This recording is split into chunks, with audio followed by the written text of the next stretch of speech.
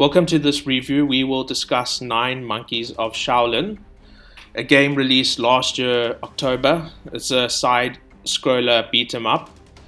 So what can we say about Shaolin in this review? I think we can begin with just the visual presentation. The presentation is obviously you're playing from a side perspective the entire time, but the graphics are quite good. The environments, you got 3D environments, so although it's a side scroller, you sort of have this element or illusion of depth, and these environments look really great. The models look good, the objects and everything look great. And what's also nice is that Monkeys of Shaolin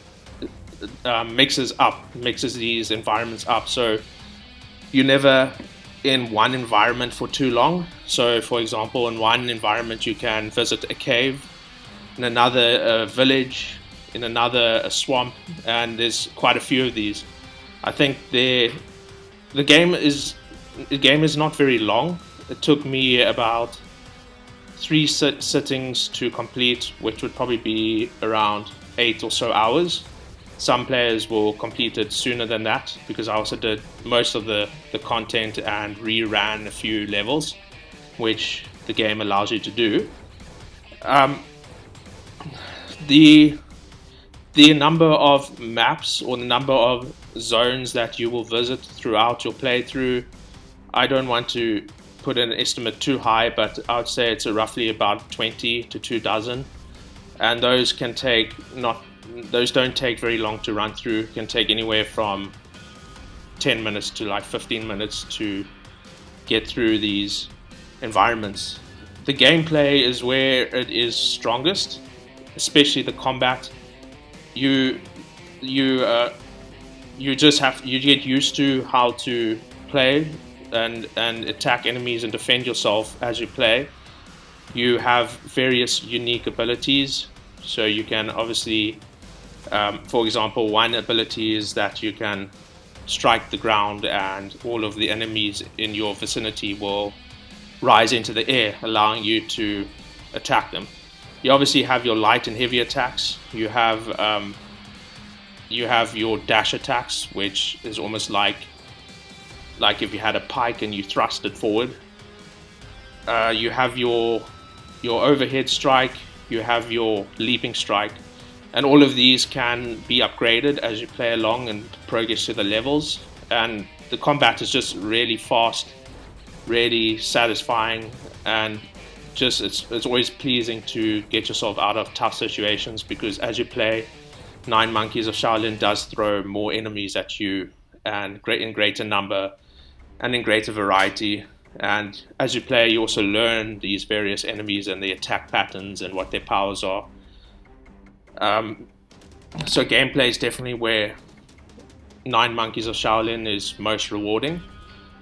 We can speak a bit about story. You play as Wei Sheng, a farmer whose parents die when he's young, and whose village, and then he's taken in by his grandfather, and then bandits attack his village and kill his grandfather and badly wound him.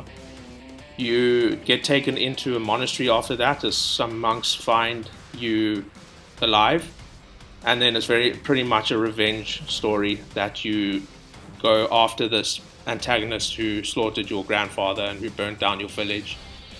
And in the process you come across different clans that you fight. One clan is clad in yellow, another in green.